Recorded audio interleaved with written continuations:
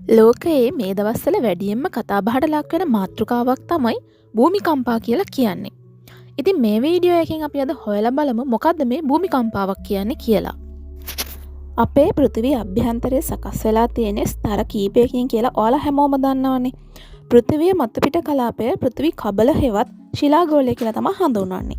මෙම කලාපය එකිනෙක යා කළ හැකි පාෂාණ තැටි හෙවත් භූ තැටි වලින් නිර්මාණය වෙලා තියෙනවා. එතකොට මේ කලාපයට යටින් පිහිටලා තියෙන ප්‍රාවරණය නැමැති කලාපය මතු පිට අති විශාල ලවණ සාගරයක් නිර්මාණය වෙලා තියෙනවා. මෙම කලාපය මත ඊට ඉහළින් ඇති පෘථිවි කබලේ පාෂාණ තැටි පාවෙමින් තමා තියෙන්නේ. සාමාන්‍යයෙන් වර්ෂයකට සෙන්ටිමීටර් කීපයක් මෙම පාෂාණ තැටි විවිධාකාර දිශාවලට පාවෙමින් පවතිනවා. මේ විදිහට පාවෙමින් පවතින පාෂාණ තැටි දෙකක් එකිනෙක ගැටීමේදී ඇතිවන ශක්තිය භූමිකම්පාවක් කියලා අපිට හඳුන්වා ගන්න පුළුවන්. භූමිකම්පාවක ප්‍රබලතාවය මැනීම සඳහා යොදා ගන්නා උපකරණය වන්නේ භූමිකම්පා මානය.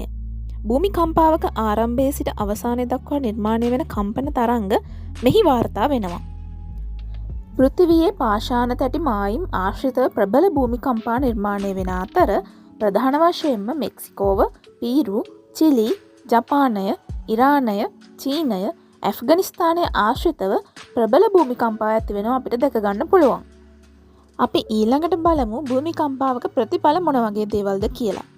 භූමිකම්පාවකින් ඇතිවන ප්‍රතිඵල මොනවද කියලා හොයලා බලනකොට මිනිස් ජීවිත විනාශ වීම, භූචලන හා ඉරිතැලීම් සිද්ධ වීම, ගිනි ගැනීම් ඇතිවීම, යටිතල පහසුකම් විනාශ වීම, භූමිය විභේද වීම, නායයෑම් ඇතිවීම, බිහිසුණු සාගර රළ නිර්මාණය වීම අපිට හඳුනා ගන්න පුළුවන්. ලෝකයේ පුරා සිද්ධ වුණ දරුණුම භූමිකම්පාවල විස්තර ටිකක් තමා ඊළඟට මම ඔයාලට කියන්න යන්නේ.